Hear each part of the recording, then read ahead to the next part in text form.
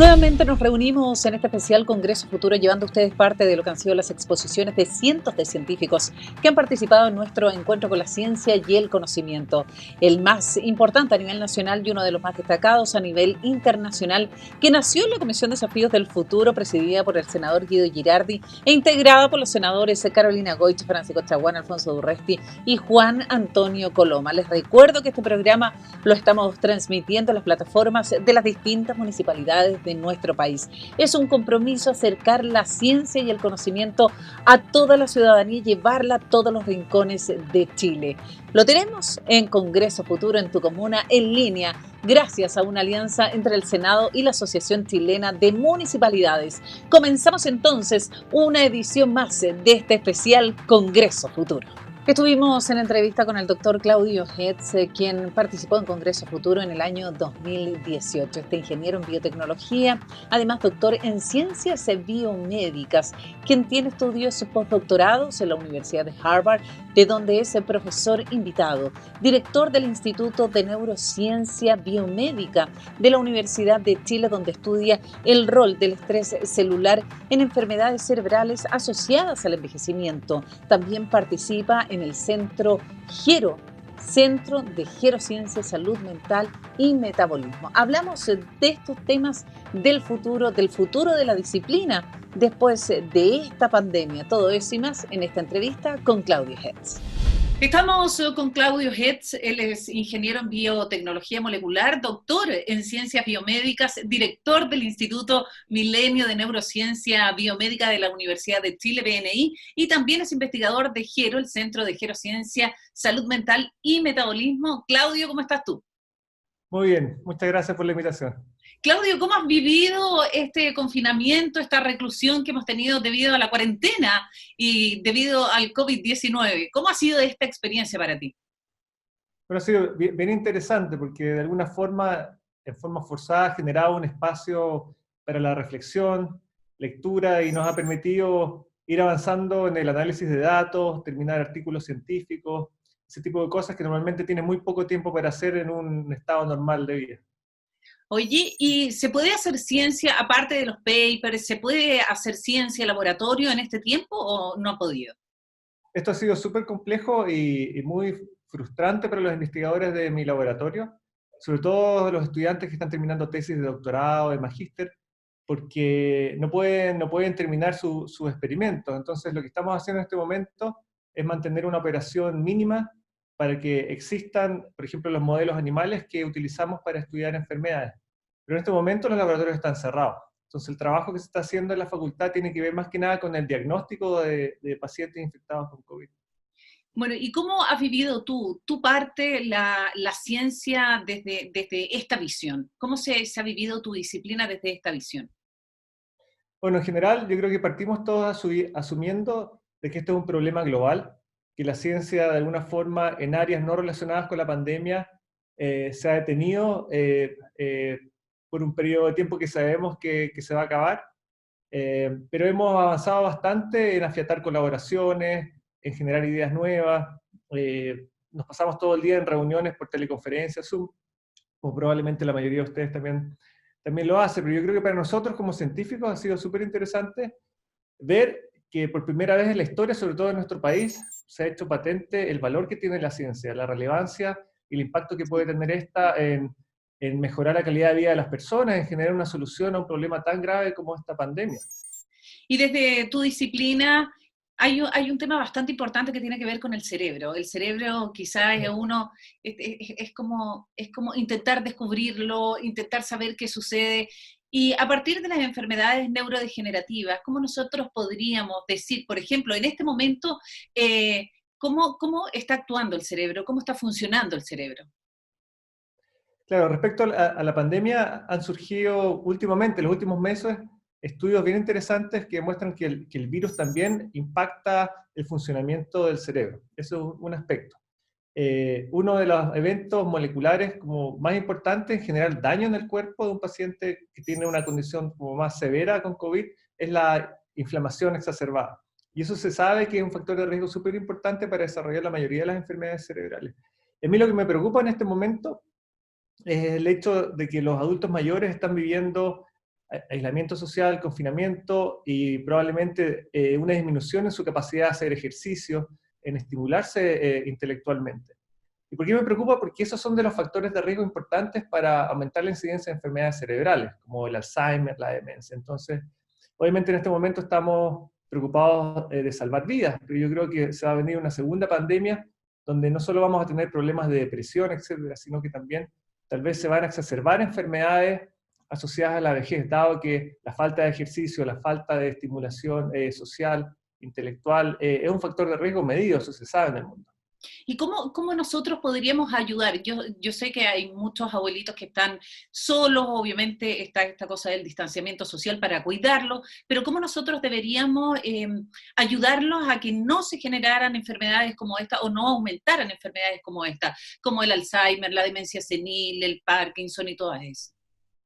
Yo creo que un punto clave obviamente es no olvidarse no olvidarte de tus viejos, tener que mantener una actividad social constante, estar conversando con ellos, subirles el ánimo, porque todo está conectado finalmente. Si te deprimes, baja tu estado anímico, eso también de alguna forma disminuye la capacidad del sistema inmune a atacar infecciones, te hace mucho más susceptible a desarrollar una condición más crónica si es que te infectas. Entonces, finalmente tenemos que poner atención, mantener estimulado y entregar como mucho cariño a nuestros viejos, pero también el tema del ejercicio es súper complejo, porque la mayoría de los chilenos viven en espacios muy pequeños, donde es difícil pensar en que va a haber un espacio para que un adulto mayor pueda ejercitar y también tener acceso, obviamente, a plataformas digitales, que para la mayoría de la población no es tan fácil. Entonces yo creo que a nivel de gobierno es importante impulsar campañas más fuertes, pensando en prevenir un segundo problema que se nos podría venir en el futuro. Cuando hablamos de los abuelitos, hablamos de la gente mayor de 60 años, pero me imagino que también hay factores importantes que empiezan a influir a personas de menos edad que podrían generar este tipo de enfermedades. Nosotros tenemos una expectativa de vida en Chile alrededor de los 85 años. ¿Qué debería hacer o cómo se debería ver desde una visión de 30 años, 40 años para evitar este tipo de enfermedades a futuro y que nos van a afectar obviamente como sociedad? Claro, es un tema súper complejo porque, y es lo que fundamenta el surgimiento de la gerociencia, que es una nueva disciplina que de alguna forma trata de entender el por qué envejecemos, la biología detrás del proceso de envejecimiento, y segundo, cómo esto se relaciona con la aparición de enfermedades asociadas a la vejez. A los viejos les da Alzheimer, Parkinson, no a los niños, ¿te fijas? Entonces, ahí lo que se ha entendido en los últimos, yo creo, 10 años, es que es un tema multifactorial, no solo depende de la biología, entonces también depende de otras capas que tienen que ver con tu cultura, tu educación. Se mezclan muchas disciplinas, la sociología con la biología, con la medicina.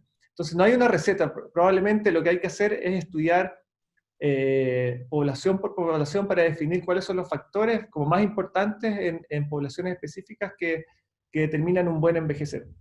Y en ese sentido, en el Centro de Gerociencia, que está liderando Cristian González, estamos haciendo un estudio en viejos chilenos, haciendo un seguimiento, tratando de analizar cuáles son las variables biológicas y socioculturales que determinan que un cierto grupo de viejos envejezca bien y no desarrolle estas enfermedades asociadas a la vejez, como el diabetes, hipertensión, Alzheimer, demencia, etcétera, versus otro grupo que va a ser mucho más propenso.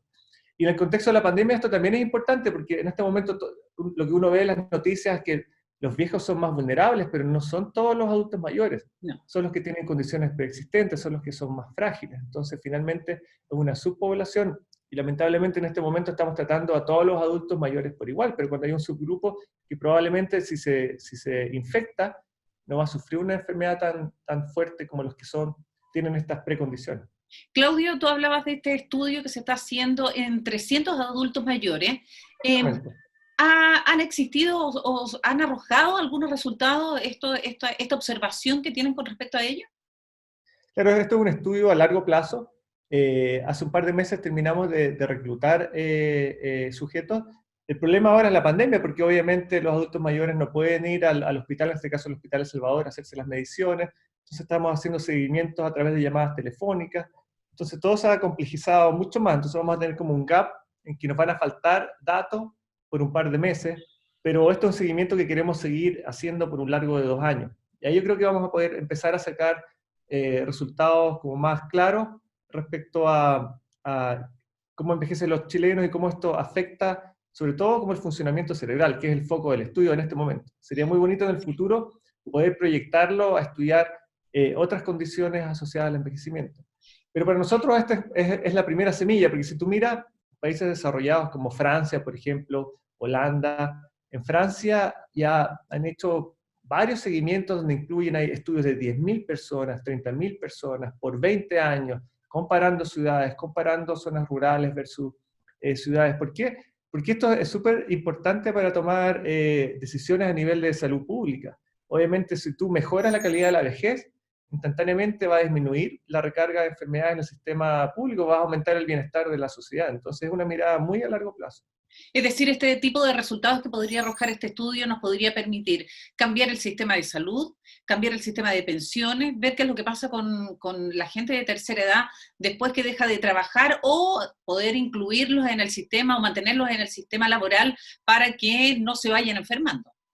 Claro, yo creo que vamos a poder hacer sugerencias respecto a qué tipo de cambios o dónde poner los esfuerzos, porque finalmente hay tantas aristas, pero no sabemos cuáles son las más importantes para los chilenos. Eso es ¿Existe, lo que queremos. existe voluntad para, por ejemplo, tú hablabas de la gerociencia? La gerociencia trata el envejecimiento y no la enfermedad. Es como el antes de envejecer y el antes de tener enfermedades y no el después. Claro. ¿Existe voluntad de lo que tú has visto en Chile, de las políticas públicas a partir de la gerociencia y no ser, no ayudar a la gente después que se enferma, sino que ser preventivos? Yo creo que lo importante acá es que para este gobierno el tema de envejecimiento es uno de los temas prioritarios. Entonces se están poniendo esfuerzos súper grandes. El hecho de que se financió un centro de gerociencia a 10 años es una señal súper positiva para el país y para los científicos. Hay conciencia de que esto es un problema que se nos viene porque en 30 años más un cuarto de la población va a tener sobre 60. Entonces no estamos preparados ni en términos de pensiones ni en términos del sistema de salud. El problema es que obviamente estamos entrando, yo creo, tarde a esta discusión, pero tal vez la buena noticia es que otros países, por ejemplo, como Estados Unidos, ya han desarrollado tecnologías, ya han entrado a pruebas clínicas, drogas que buscan no mejorar enfermedades, sino mejorar la calidad del envejecimiento. Entonces yo creo que probablemente de aquí a 10 años esto va a ser una realidad, que probablemente tú vas a poder tomar un suplemento o un fármaco que va a mejorar la calidad del envejecimiento de tus células y va a disminuir la probabilidad de desarrollar básicamente todas las enfermedades asociadas a la vejez. Entonces, Por lo tanto, las esto que políticas suena públicas deberían confianza, cambiar, porque si no la gente quedaría fuera. y hay un tema súper complejo porque piensa tú en este momento, el sistema ISAPRE, ¿cómo tú le pides que te financie un medicamento para no enfermarte? ¿Te fijas? Como ese concepto todavía no existe en la legislación. Entonces son conversaciones que tenemos que empezar a tener ahora para estar preparados para este futuro cercano. Si te fijas, en Estados Unidos ya están entrando a ensayos clínicos drogas como los senolíticos, que son, es como una especie de antibiótico que lo que hace es matar tus células viejas y no las jóvenes de tu cuerpo. Y se ha mostrado en modelos animales de Parkinson, de diabetes, de hipertensión, de lo que se te ocurra, mejoría. Entonces es súper transversal. Entonces este concepto de que atacar las bases moleculares del envejecimiento podría tener un efecto en prolongar lo que decimos nosotros, la expectativa de salud, yo creo que ya es una realidad. Es de que llegar a la tercera edad es mejor, con mejor calidad de vida.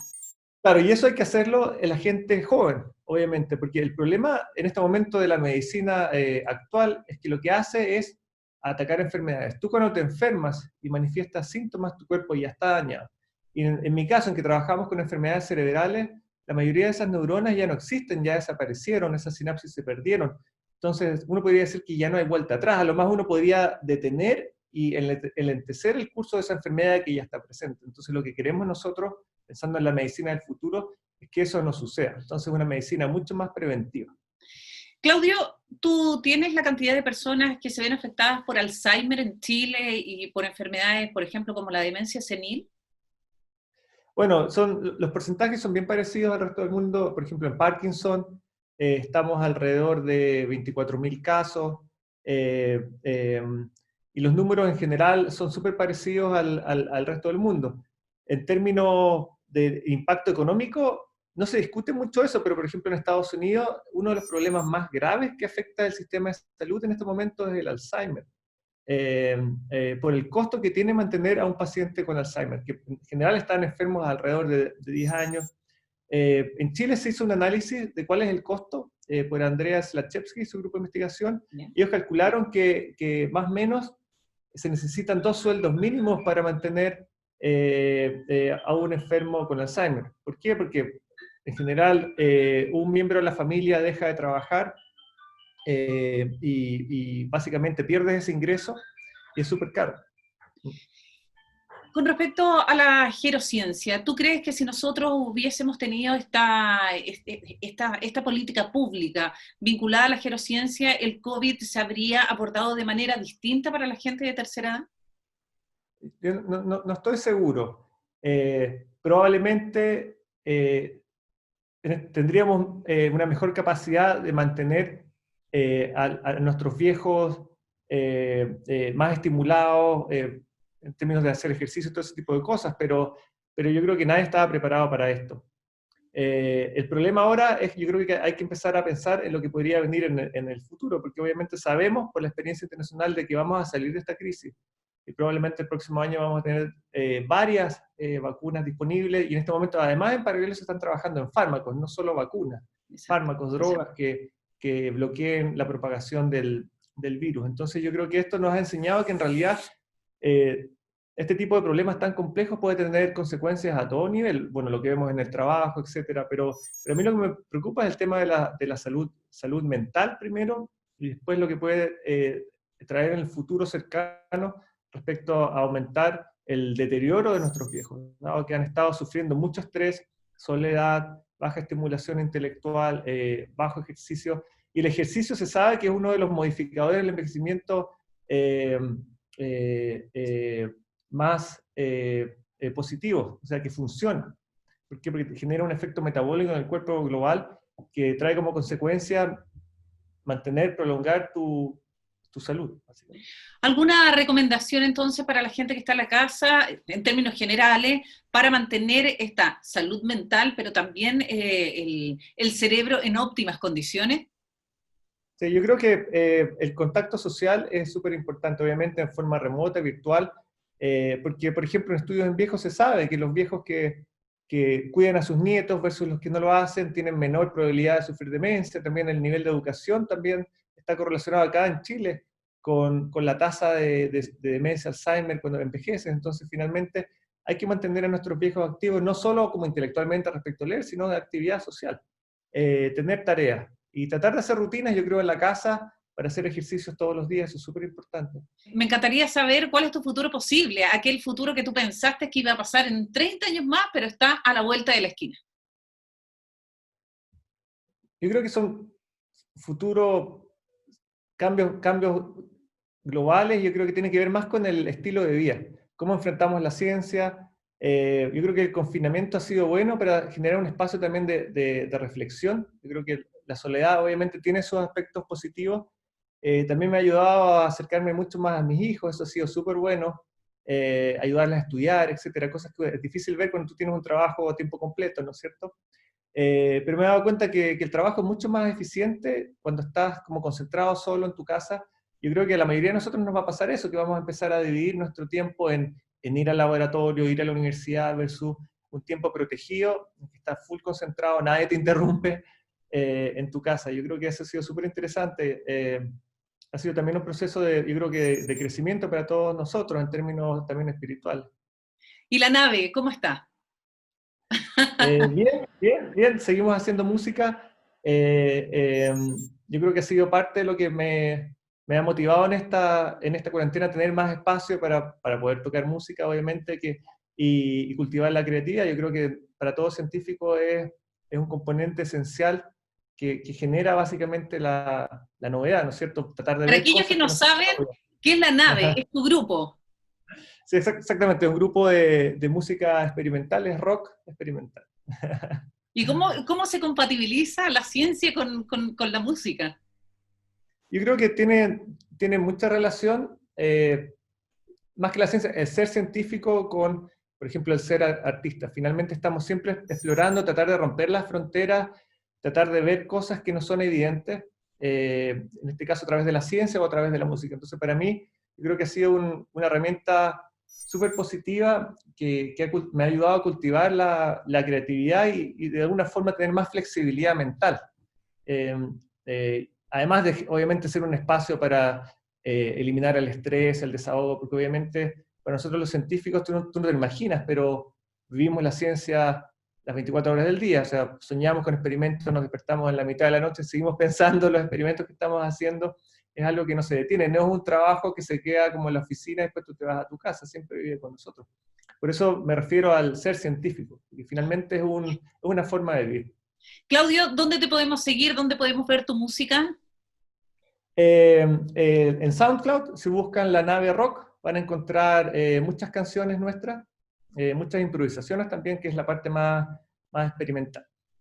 Bueno, estaba con nosotros Claudio Hetz, ingeniero en biotecnología molecular y doctor en ciencias biomédicas, además director del Instituto Milenio de Neurociencia Biomédica de la Universidad de Chile. Vamos a hacer un breve alto en este programa especial Congreso Futuro, pero al regreso, Claudio, queremos invitar a la gente a que siga la charla que ofreciste en el año 2018, Terapia Génica, Mito o Realidad. Excelente, muchas gracias por la invitación. No, gracias a ti por habernos acompañado en este especial Congreso Futuro. Que estén bien. Chao. Bien.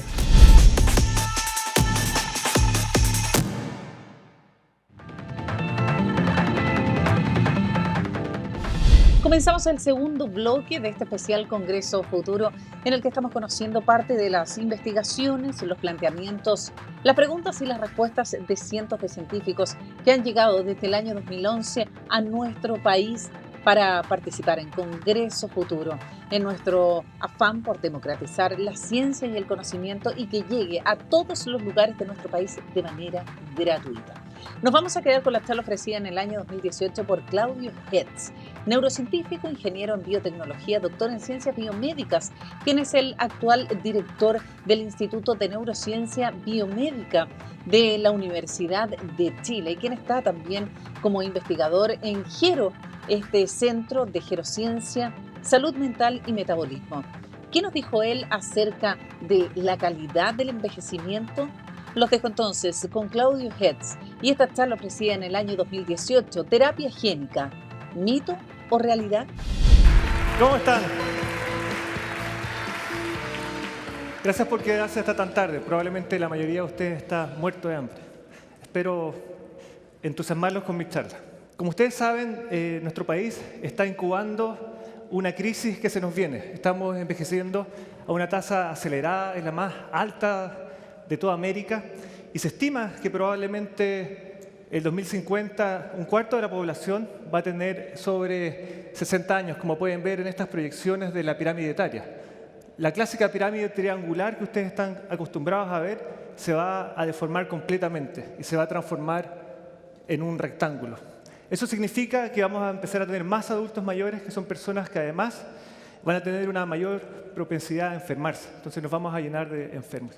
Y creo yo que nuestro país realmente no está en este momento preparado para este desafío, porque esto implica que se nos viene una crisis económica y del sistema de salud tremendo. Y también quería contarles, porque es bien impresionante ver estos números y también saber que el hombre más viejo del mundo es chileno.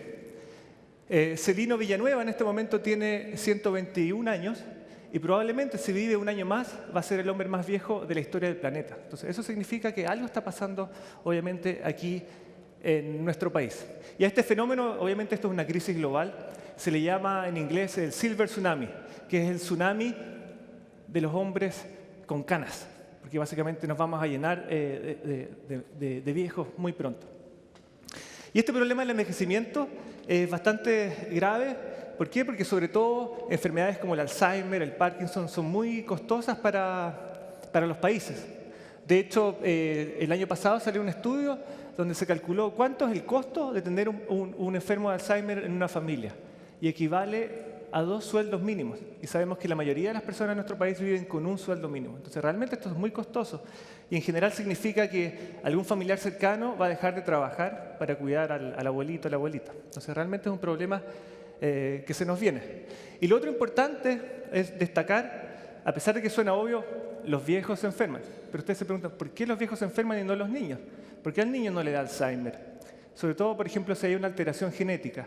Esa alteración está presente durante toda la vida de las personas, pero solo se manifiesta cuando uno envejece. Entonces, de alguna forma, algo sucede en nuestro cerebro cuando envejecemos, de que el equilibrio falla y nos enfermamos.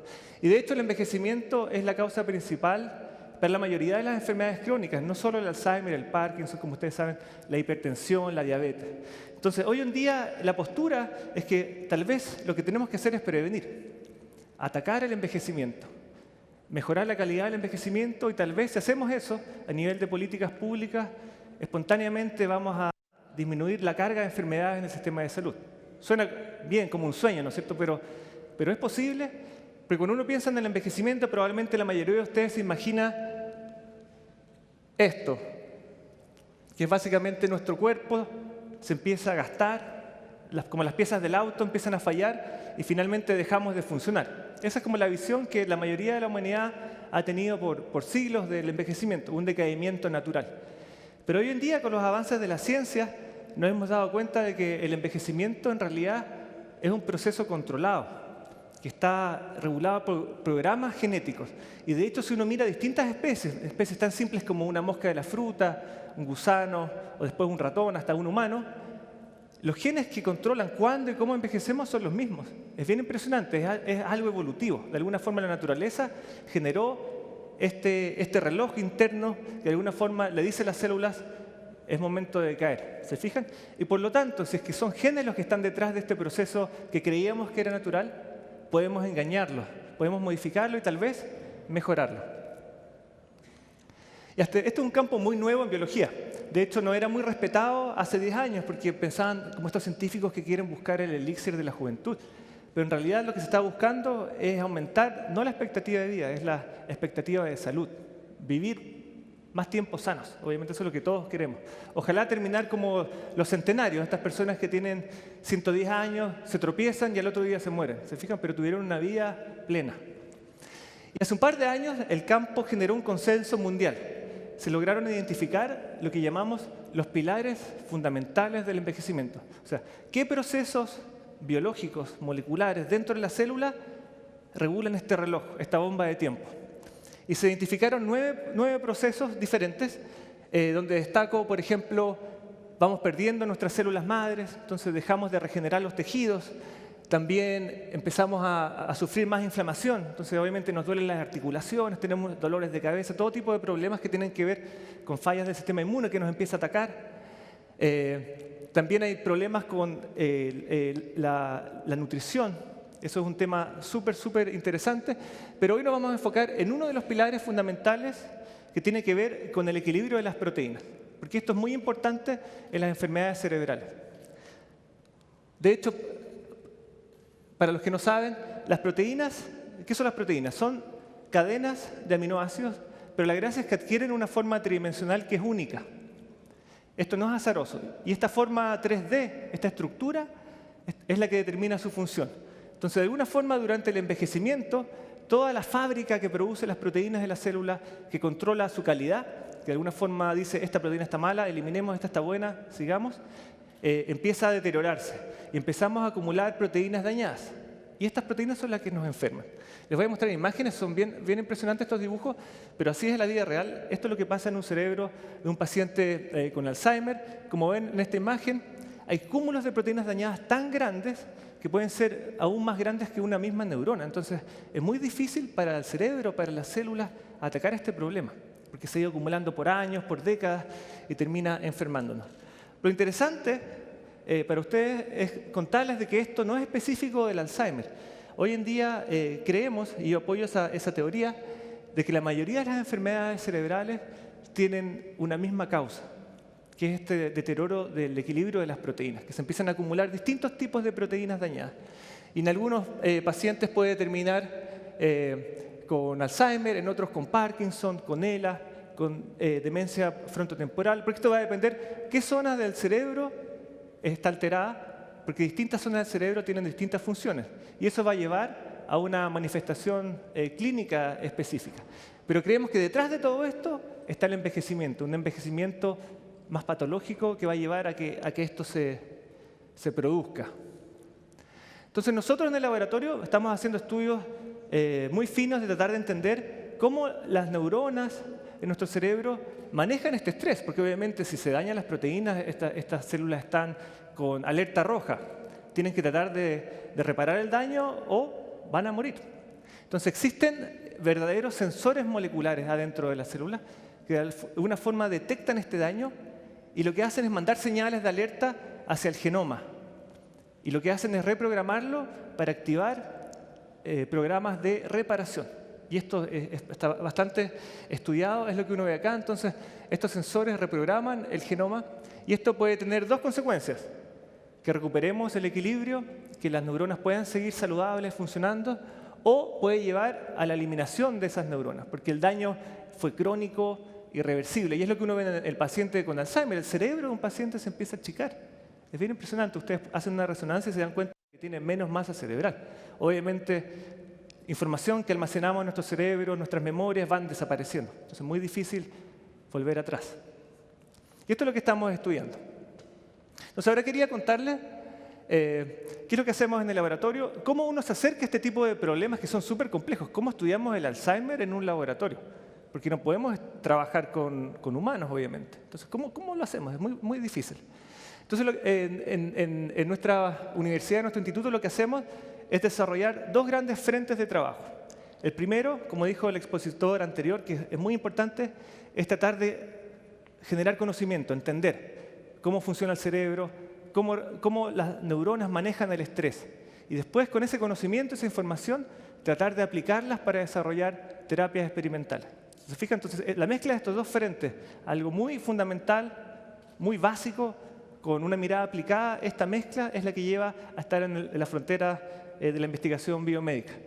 Y lo importante, yo creo que es bueno destacar esto, es que la mayoría de los estudios que estamos haciendo no solo los apoya el gobierno de Chile, también múltiples fundaciones alrededor del mundo están mirando con sus ojos a Chile qué es lo que está pasando acá en investigación. Y en este momento tenemos apoyo por entidades súper importantes como la Fundación Michael J. Fox en Parkinson, asociaciones de Alzheimer, entre otras. Ellas nos están ayudando a realmente avanzar, acelerar el descubrimiento, ojalá en el futuro, de una cura. No sé por qué esto se adelanta tan rápido. Entonces, ¿qué es el ELA? El ELA es una de la esclerosis lateral amiotrófica, es una de las enfermedades donde estamos poniendo más esfuerzos para estudiarla. Es una enfermedad terrible, es fatal. Si alguno de ustedes es diagnosticado con ELA, probablemente no va a vivir más de 3 a 5 años. Entonces progresa muy rápido, a diferencia de un paciente con Parkinson que puede estar vivo 15 años. Y el ELA lo que hace es que daña ciertas neuronas bien específicas que se llaman las motoneuronas. Moto porque nos ayuda a controlar los movimientos. Y esas neuronas son muy largas, yo debo tener motoneuronas de 1 metro, que soy alto, se conectan con los músculos, les mandan señales y nos permiten mover. Y si esas neuronas mueren, dejamos de estimular nuestros músculos se deterioran y finalmente el paciente termina como atrapado en su cuerpo. Y lo terrible de esta enfermedad es que en general no afecta el cerebro. Entonces un paciente con ELA entiende, ve todo lo que pasa a su alrededor, sigue con sus capacidades cerebrales intactas, pero ve todo el sufrimiento también de su familia, pero no se puede mover. Y el caso emblemático, ustedes probablemente lo conocen, es el de Stephen Hawking, un tipo brillante que escribe teorías, libros, a través del movimiento del párpado. Y él dice, claro, él es esclavo de su cuerpo, pero claramente puede ser libre y volar en su mente. Y otro caso chileno emblemático, obviamente, fue el de Peter Rock, que murió hace un poquito más de 1 año. Esta es una enfermedad rara, alrededor de 2 casos por cada 100.000 habitantes. En Chile debemos tener como 800 casos de ELA, más o menos al año, no es menor. Si piensan cuánta gente muere por ANTA, obviamente esto es más de 100 veces más importante. Entonces, ¿cómo estudiamos las enfermedades? En general, para poder tratar de entender por qué nos enfermamos, necesitamos un modelo de estudio, un sistema que podemos disectar, manipular, remediar. Entonces, en general, lo más cercano a nosotros son los ratones experimentales. ¿Por qué? Porque el genoma, conocemos cuál es el genoma humano, cuál es el genoma de los ratones, y somos prácticamente idénticos. Más del 99% del genoma es idéntico, a pesar de que nos vemos tan diferentes. Entre ustedes, el genoma es idéntico. Y la gracia es que, por lo mismo, el ratón contiene la mayoría de los genes que nos enferman normalmente. El mismo gen que está mutado en Parkinson está presente naturalmente en el ratón. Los mismos procesos celulares que nos llevan a envejecer mal, bueno, están presentes en el ratón. Entonces, por eso utilizamos estos animales, porque tienen muchas ventajas. Se reproducen fácilmente, envejecen en 2 años. Hacer un experimento en monos tomaría 30 años, o sea, muy difícil. Se fijan, podemos acelerar el descubrimiento. Entonces, en general, lo que hacemos es tratar de, en humanos, identificar una familia que se esté heredando una enfermedad, en que uno ve que el abuelito, los padres, los hijos, van presentando la patología. Y usando estrategias de ingeniería genética, uno puede encontrar ese gen que se está heredando específico. Y ese gen uno lo puede aislar e introducir en esta otra especie. Por eso se llaman ratones transgénicos, porque tienen un gen de otra especie, que se traspasó de una a otra. Y entre comillas, si ustedes tienen suerte, tal vez este ratón experimental se va a enfermar. Y en el caso de Lela, estos animales desarrollan parálisis progresiva, mueren también por paro respiratorio, igual que los pacientes, se les mueren las motoneuronas, tienen problemas en el equilibrio de las proteínas. Entonces, finalmente constituye una herramienta fundamental para poder entender por qué nos enfermamos. Eso es lo que hacemos en el mundo. Aquí nos muestra un esquema de cómo esto sigue, ¿se fijan? Ahí uno identifica el gen, lo introduce en un ratón, luego uno monitorea si se enferma o no, si tiene problemas motores, si tiene problemas cognitivos, y luego ojalá poder desarrollar blancos, si es que uno entiende el por qué ese ratón se está enfermando. Y eso es lo que finalmente, así es como funciona la biomedicina en el mundo. Si ustedes toman cualquier fármaco que compren en la farmacia, pasó por esto. Entonces es súper importante tener claridad de que sin este tipo de estudios en animales no podríamos tener medicinas. Aquí les muestro un ejemplo. Entonces estos animales, a veces son imágenes fuertes para ustedes, pero pueden ver de que se les paralizan las patitas, cambia la curvatura de la columna vertebral, y uno puede definir etapas donde empiezan a aparecer los problemas motores, cuando ya está con problemas graves hasta que al final este animal muere. Entonces, por lo mismo, uno puede estudiar a nivel molecular qué le está pasando a este cerebro, qué es lo que está fallando, y ojalá qué es lo que falla previo a que quede la embarrada. Eso es lo que uno quiere, ¿no es cierto? Identificar los cambios iniciales para intervenirlos y frenar el curso de la enfermedad. Eso es lo que en general se busca. ¿Y cómo lo estamos haciendo? Bueno, tratando de utilizar técnicas que son muy vanguardistas. Estas son las llamadas terapias emergentes, que abarcan la terapia génica, que es lo que estamos desarrollando acá en Chile, o la terapia celular, que ustedes han escuchado de las células madres probablemente. Entonces, en este caso, lo que estamos tratando de diseñar es un tratamiento que de alguna forma detenga el curso de estas patologías. ¿Y cómo? Tratando de enseñarle a las neuronas a que manejen mejor el estrés. Cuando se acumulan estas proteínas dañadas, enseñarle a las neuronas a repararlo, a detectar ese problema, a eliminarlo. Suena un poco esotérico, pero esto tiene obviamente una base biológica bien fuerte y hemos podido ya probar estos conceptos en múltiples patologías. No solo en ELA, también lo hemos visto que podemos proteger frente al Parkinson experimental, frente al Alzheimer, y les voy a mostrar un resultado en unos minutos sobre modificar el curso natural de la vejez. Entonces, ¿qué es la terapia génica? Esto suena como ciencia ficción, por eso el título de mi charla es si es que realmente es una realidad o no. Entonces se van a dar cuenta que están pasando muchas cosas en el mundo. Probablemente muy pronto van a comprar en la farmacia un tubito con terapia génica. Porque ya se han aprobado terapias, como van a ver. Entonces esto consiste en usar, es como, imagínense una pastilla, pero es una pastilla un poco diferente. ¿Por qué? Porque al interior, en vez de tener un fármaco, contiene un gen que va a mejorar el estado de salud de la célula. Y en vez de una cápsula que puede ser de algún material orgánico, es una cápsula biológica. ¿Y cómo hacemos esto? Hacemos uso de lo que la naturaleza ya generó para nosotros, en forma sofisticada. Modificamos virus presentes en la naturaleza. Hay un tipo de virus que no son patogénicos, no están asociados a enfermedades en humanos. Y uno lo que hace, le modifica el genoma del virus, se lo saca y ahí introduce el gen terapéutico, y este virus en forma natural va a llegar a la neurona y le va a inyectar el gen. Y lo que se ha visto es que con estas técnicas tan simples, ustedes pueden mantener un gen terapéutico en un cerebro, por ejemplo, de un animal por 10 años. Esto significaría que el tratamiento lo harían solo una vez, no tienen que tomar como una píldora de por vida. Entonces son terapias bien interesantes y se basan en aprender de lo que la naturaleza ya hizo por nosotros, la evolución. Se me acabó el tiempo, voy a adelantar esta. Entonces aquí les muestro un ejemplo de un logro súper importante. Esto fue patentado, estamos prontos a publicarlo. donde tratamos ratones que desarrollan ELA. Ustedes ven la curva, cómo los animales van enfermándose y muriendo en el tiempo. Y haciendo este tratamiento que mejora la homeostasis de las proteínas, estos animales pueden vivir mucho tiempo más. Y esto es un resultado súper importante y en este momento estamos tratando de avanzar en su desarrollo. Y hemos probado esto, como les contaba, en Parkinson, en Alzheimer. Hay mucho apoyo por el gobierno a través de sus iniciativas de financiamiento para desarrollar esto. Y esto es algo muy nuevo que estamos haciendo en el laboratorio, pensando que el envejecimiento es la causa principal de estas enfermedades. La pregunta es, bueno, ¿podemos mejorar la calidad del envejecimiento? Pensando en que en realidad podríamos prevenir el desarrollo de enfermedades.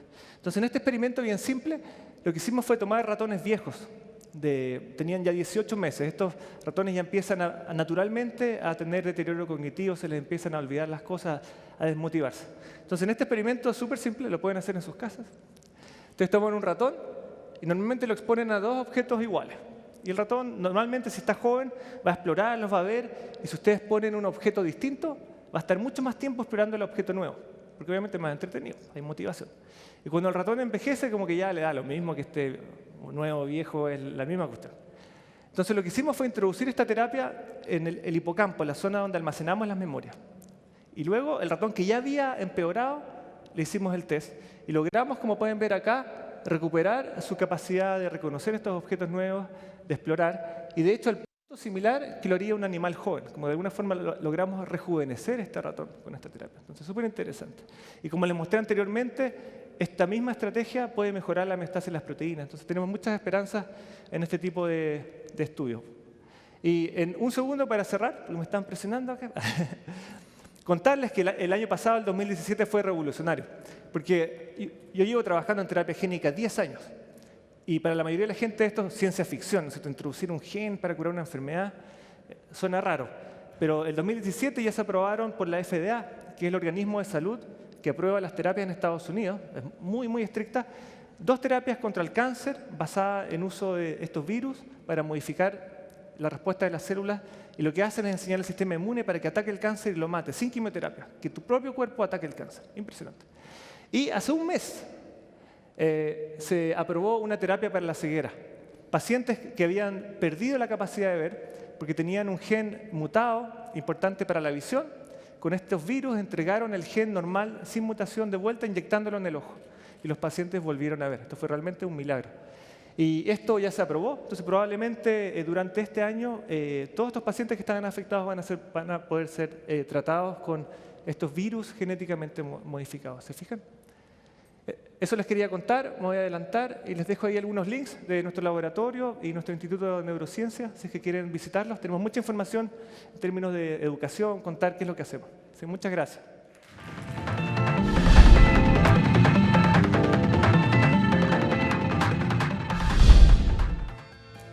Good morning. Buenos días, esta sesión se llama La Fuerza de la Naturaleza. Comenzar hablando con algo de investigación científica y los otros oradores abordarán cómo su investigación se aplica a la sociedad, cómo tratamos de mitigar el riesgo de estos peligros. Mi tema hoy es cómo observamos y tratamos de entender el ciclo de las gran subducciones en terremotos de gran subducción. Y como trasfondo historial les voy a hablar acerca de cómo funciona la Tierra. Y como todos saben, la Tierra tiene un núcleo central y un núcleo externo líquido y el manto sólido.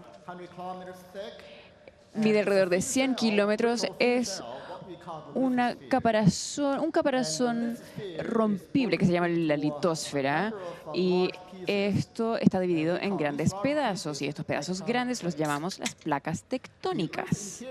El interior de la Tierra es muy caliente, y es tan caliente que el manto debe conveccionar. Y la convección del manto, tal como la convección del agua en su olla, funciona de una manera similar. y esto necesita un lugar por donde moverse y placas diversos que se van moviendo y tienen fronteras o límites. Y una de estas fronteras se llama la zona de subducción, donde una placa va por debajo de la otra. También hay otros tipos de límites o fronteras. Estas dos placas se pueden mover de manera horizontal y en algunos casos material caliente sube y forma material nuevo y las placas se separarán así. Pero nuestra preocupación es la zona de subducción y esta zona de subducción es donde se ven los volcanes. A mi izquierda, a su derecha, y los volcanes, como pueden ver aquí en su hogar, los pueden ver en su país. Y hay diversos tipos de terremotos también. Hay terremotos en la placa superior y también hay terremotos en la placa que va bajando. Y estos puntos azules representan los terremotos. Pero el peor tipo de terremoto que usted puede ver son los terremotos que ocurren en la interfaz de estas placas. La mala noticia entonces es que la zona de subducción es el lugar donde usted y yo vivimos. La distribución de los terremotos son estos puntos coloridos y estos marcan los límites de las placas. Y alrededor del Pacífico vemos mayormente zonas de subducción y usted y yo vivimos en algunas de estas zonas de subducción. Y aquí nos preocupamos de los terremotos en estas líneas de subducción. Y el peor terremoto de nuestra memoria son los terremotos que ocurrieron en Japón en 2011. 9,9 y esa elipse roja es la zona aproximada de la ruptura de ese terremoto. Y aquel terremoto produjo un tsunami devastador y mató alrededor de 20.000 personas, según recuerdo.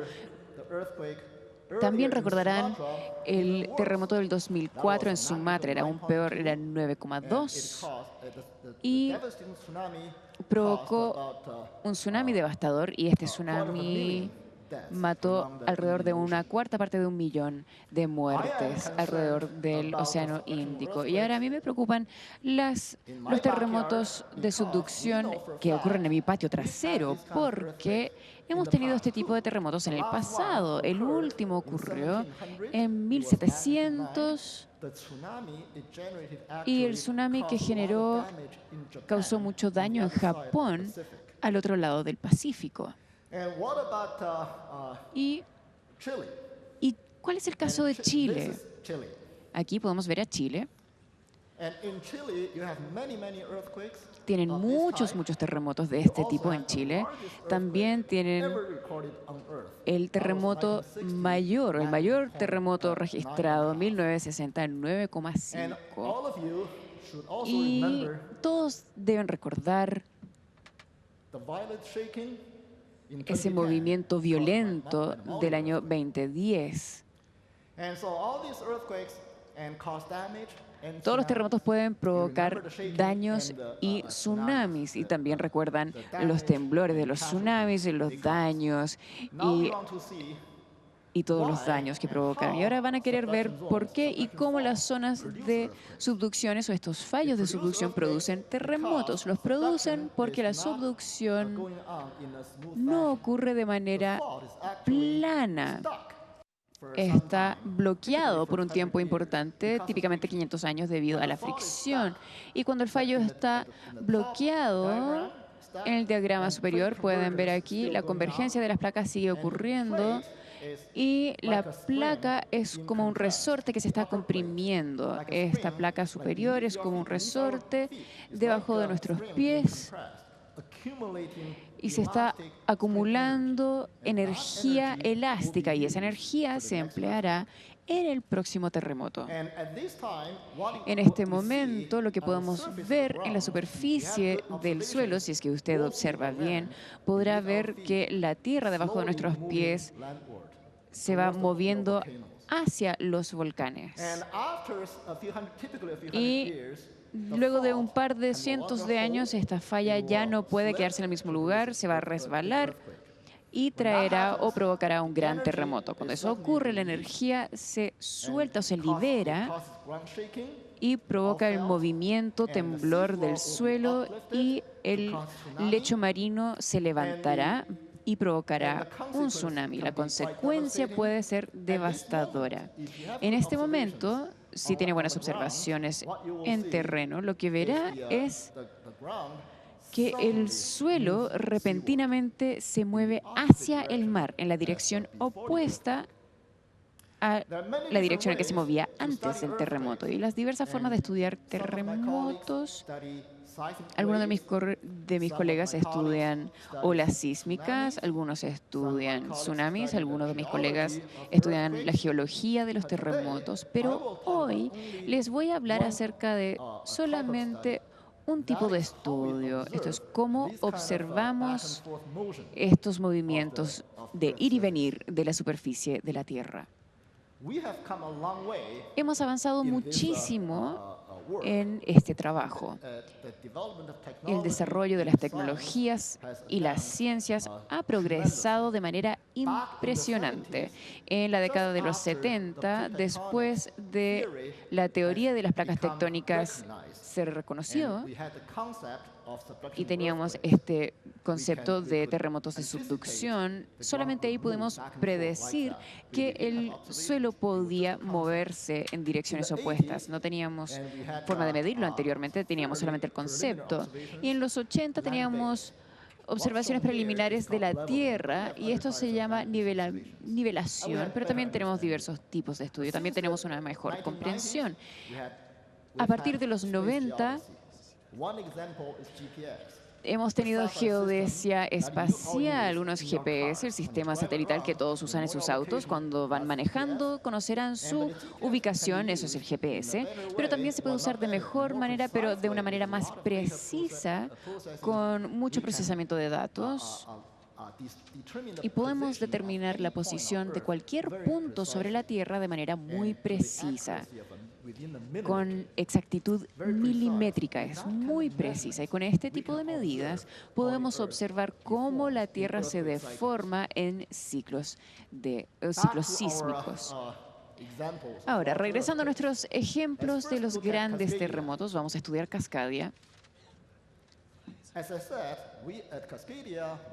Como dije, aquí en Cascadia tuvimos un terremoto hace más de 300 años y en los últimos 20 años hemos estado usando GPS, sistemas satelitales de GPS, para poder observar el movimiento de la Tierra. Y tenemos aquí, podemos ver algunas de nuestras estaciones, las antenas. Y lo que estamos viendo ahora es que la zona territorial se mueve hacia el continente y estas flechas muestran la velocidad. Entonces, si usted ve estas flechas, puede saber que la Tierra se está moviendo alrededor de 1 o 2 centímetros por año hacia el continente o hacia la Tierra, y la velocidad va disminuyendo a medida que se va acercando al continente. Y esto significa que el fallo subduccional o de subducción está bloqueado y la corteza está acumulando energía. Por eso vemos que se está acercando al continente. Esto es Cascadia. Ahora, no todas las zonas de subducción son iguales. Con este mismo sistema satelital podemos observar diversos conductas o comportamientos en diversos lugares. La Cascadia se mueve hacia el continente, pero Chile, las estaciones costeras se están moviendo hacia el continente, pero muchas estaciones se están moviendo hacia el océano. Entonces tenemos este movimiento en oposición. Si viaja a Sumatra o Japón hoy, verá que todas las estaciones se están moviendo hacia el mar. Y esto era bastante confuso, misterioso para nosotros por un buen tiempo, pero llegó a ser menos así cuando nos dimos cuenta que estas observaciones fueron hechas en diversos momentos después de un gran terremoto. Resultó que las observaciones que hicimos en una zona de subducción en particular es una imagen de un proceso de deformación continuo. Entonces observamos la deformación en diversas etapas del ciclo sísmico en lugares diferentes. Entonces, al estudiar estos diversos lugares, estamos estudiando una evolución del tiempo. Cuando los unimos, podemos unir o poder visualizar un ciclo completo sísmico. Entonces, debemos entender qué es lo que es responsable de este tipo de comportamiento. Y les puedo decir que ahora entendemos bastante bien que lo responsable es la conducta del manto, la parte más profunda de la Tierra, esta conducta que llamamos conducta viscoelástica. ¿Qué es la viscoelasticidad? Bueno, como todos sabemos, el manto es elástico. Transmite ondas sísmicas y las ondas sísmicas son la vibración del cuerpo elástico. Entonces el manto es elástico. Eso es conocimiento común. Pero también sabemos que el manto es viscoso. Un ejemplo tenemos una capa de hielo que está deprimiendo o comprimiendo la capa o la superficie de la Tierra. Y cuando se derrite, la Tierra no se ajusta de manera inmediata, lo hace muy lenta. Entonces, esta respuesta lenta, no inmediata, es una indicación de que el manto debe ser viscoso. Bien, el manto es tanto elástico como viscoso. Y ahora estamos hablando del material. Entonces, es material viscoelástico. Y cómo se comporta depende de cuán rápido se mueve este material. Ahora, la viscosidad del manto se mide por esta cifra, y si no la conoce bien, puede compararla con la viscosidad de la miel en temperatura ambiental.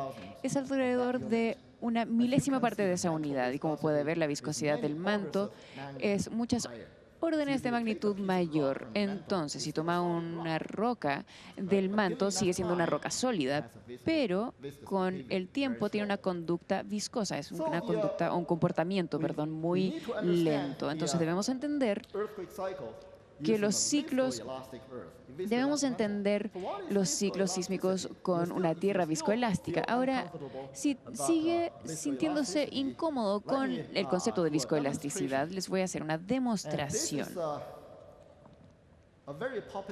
Este es un juguete muy popular para niños en Canadá y Estados Unidos, pero no es muy conocido en Latinoamérica. Se llama Silly Putty. Y esta cosa parece como una masita, pero rebota. Y es elástica, ¿verdad? Obviamente es elástica. Rebota. ¿Ve esto? Si lo estiro lentamente, es viscoso. Esto es la viscoelasticidad. Entonces, por supuesto, la viscoelasticidad del manto es un poco más complejo que esto, pero en principio es un comportamiento similar. Y el manto es mucho más caliente o mucho más duro que esto. No se puede estirar el manto como puedo estirar el Silly Putty. Pero con este tipo de propiedades del material y con nuestra estructura tridimensional, con muchas ecuaciones y potencia computacional, podemos generar un modelo computacional como este. No voy a entrar en detalle del modelo, pero voy a aseverar que podemos reproducir las observaciones. Podemos observar las observaciones, valga la redundancia, bastante claramente. Puede ver los vectores azules son las velocidades predecidas por el modelo, entonces los vectores rojos son las velocidades predecidas o observadas por el GPS. Son bastante precisas. Y el modelo es bastante sencillo, no es muy complejo. Debido a que captura o capta la física básica, puede explicar estas observaciones muy complejas de manera bastante entendible. En resumen, Con las observaciones y modelado, las simulaciones, ahora podemos entender que luego de un gran terremoto, vemos este movimiento hacia el mar, seguido por un movimiento en oposición, como en el sur de Chile y en Alaska. Alaska tuvo un terremoto en 1964 y vimos el mismo comportamiento. Y para Cascadia, esto es bastante tardío en el ciclo sísmico. Vemos que todo se mueve hacia el continente o hacia la Tierra. Entonces tenemos este cambio en comportamiento. Pero hasta el momento no vemos qué ocurre bajo el mar. Y todas nuestras observaciones son de la tierra, de la costa. Esto es completamente mar adentro, es en el mar. Pero es muy difícil poder tener observaciones, entonces no sabíamos qué estaba ocurriendo. Podíamos especular, podíamos plantear preguntas, donde este movimiento en oposición se inicia inmediatamente después del terremoto bajo el mar. Antes no sabíamos eso, pero ahora sí lo sabemos. Y ahora tenemos geodesia del lecho marino. Y volviendo a nuestros ejemplos, el mejor ejemplo de la aplicación de esta geodesia del lecho marino en esta investigación es Japón. Japón es un muy buen ejemplo. Este terremoto hizo mucho daño, muchos lesionados y muchas víctimas, pero también pudimos capturar observaciones increíbles para poder estudiar. Ven estos vectores, estas son estaciones terrestres. Las flechas más anchas o gruesas están por debajo del mar. Son estaciones de GPS del lecho marino. Y nuestros colegas japoneses tuvieron la visión de poner o instalar estaciones de GPS en el lecho marino y pudieron observar cómo se movía el lecho marino. Y el vector más grande ahí, en el lecho marino, se movió 31 metros en el terremoto, algo que nunca habíamos visto antes. Nunca habíamos anticipado tal actividad. Pero esta no es la historia completa.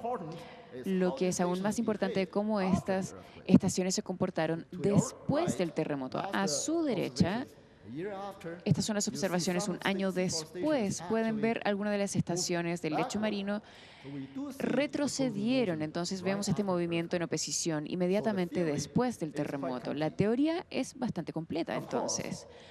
Por supuesto, lo hemos modelado, lo hemos simulado, ningún problema. Todo se puede simular, pero yo no debo mostrarles los resultados para convencerles. Les quiero indicar la importancia de la geodesia del lecho marino. Esta es la nueva frontera. Y la tecnología ha madurado bastante. Y en este caso no se usará GPS, tiene transpondedores en el lecho marino que se comunican